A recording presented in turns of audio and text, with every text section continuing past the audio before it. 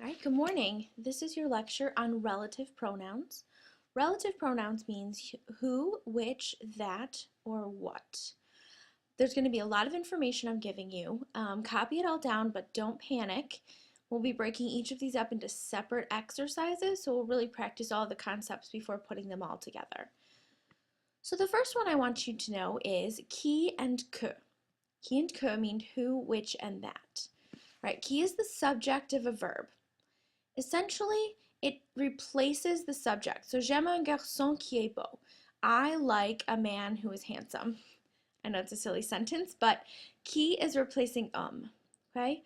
One easy way to tell whether you need to use qui is it should be simply followed by a verb, okay?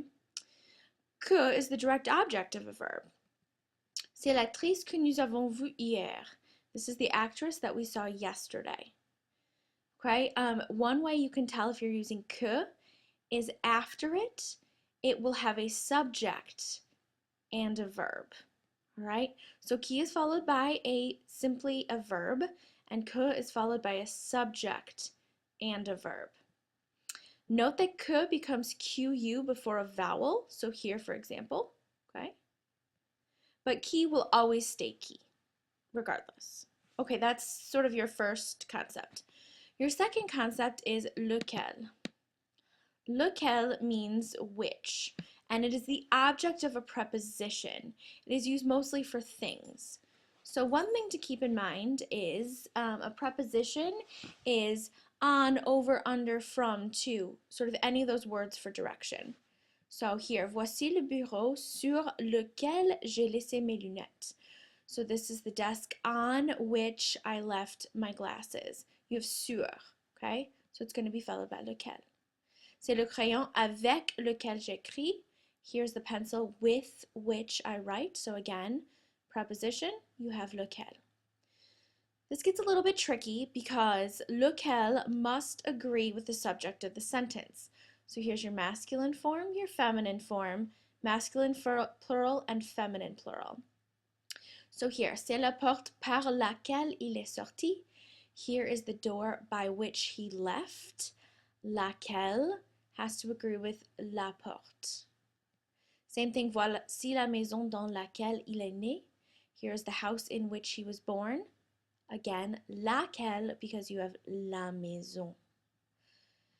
And here's the other little wrinkle I'm throwing in. If your preposition is a or de, it combines with lequel to create something completely new, okay?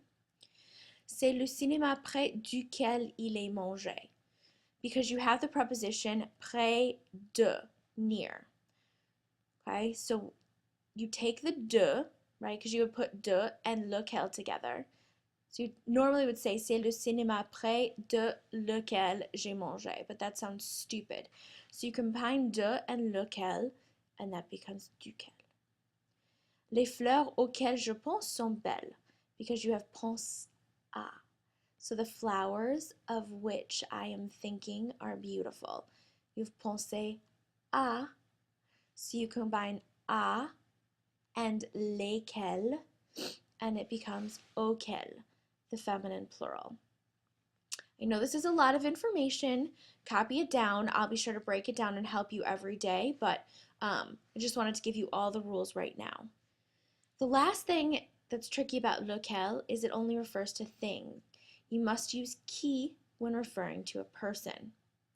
Philippe est l'ami avec qui j'étudie. Philip is the friend with whom I study. L'homme à qui vous parliez est millionnaire. The man to whom you are speaking is a millionaire. Qui person. Okay? So that's sort of like lecture number 2. Lecture number 3, you have dont. Dont means of whom, of which, and whose. It is used for both people and things. Here is the easy way to remember dont. Anytime you want to use que, and remember, I'm going up to the top, we had qui and que, okay? Anytime you want to use que, take a pause and think about if the expression takes de. So, connaissez-vous le sculpteur dont tout le monde parle? You have parler de, to speak of. So, do you know the sculptor of whom everyone is talking? Um, we don't say that in English, all right? So this is a little bit tough, but you have parler de, so instead of que, you must use dont. Donnez-lui les choses dont elle a besoin. Give him or give her the things that she needs, because you have elle a besoin dont, or elle a besoin de. This becomes dont. So normally if you're writing the sentence, you're like, okay, so I've got my subject and then my verb, so I'm going to use que. Always pause and think, is there an expression that takes de somewhere within the sentence? Okay, now we're getting significantly easier. Où is used in expressions of location. So, c'est la ville où je suis né. This is the town where I was born. That one I think is fairly simple. Your last one is ce qui, ce que, and ce dont. These expressions are used when the main idea of the sentence is not yet clear. So it's often used at the beginning of a sentence. Again, ce qui is going to be followed by a verb. Ce que is going to be followed by a subject and a verb, just like que would be. And ce dont, again, it's going to be followed by a subject and a verb, just like que, but you're going to use it with expressions taking de. So, ce que je l'aime, c'est le gâteau. What I love is cake. So at the beginning of the sentence, you have no idea what you're talking about. It's only at the end of the sentence that you find out what the subject of the sentence, or the main idea of the sentence is. So you would use que because it's followed by a subject and a verb. And you have to use ce que because otherwise que means that, remember. So you wouldn't say that I love is cake. You'd have to say what I love is cake. Je ne sais pas ce que vous voulez. I don't know what you want. Right? Again, this clearly the main idea of the subject is, or the main idea of the sentence is unknown. Ce qui est important, c'est l'amitié. Again, you're going to use qui because it's followed by a verb, right? And you're using ce qui because you don't know what the subject of the sentence is, l'amitié, until the end. Voici ce dont j'ai besoin. Here is what I need. Again, you are going to use it because it's besoin de, right? And you don't know what is needed. So you're going to use the ce form. Okay. Here is a quick little chart to help you remember. Here are all the different pronouns, what they mean in English, and how you use them.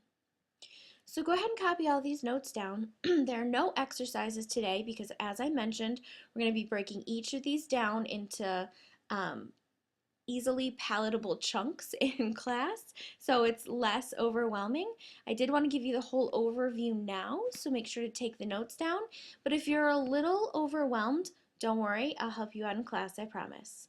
Have a great weekend, and I will see you tomorrow.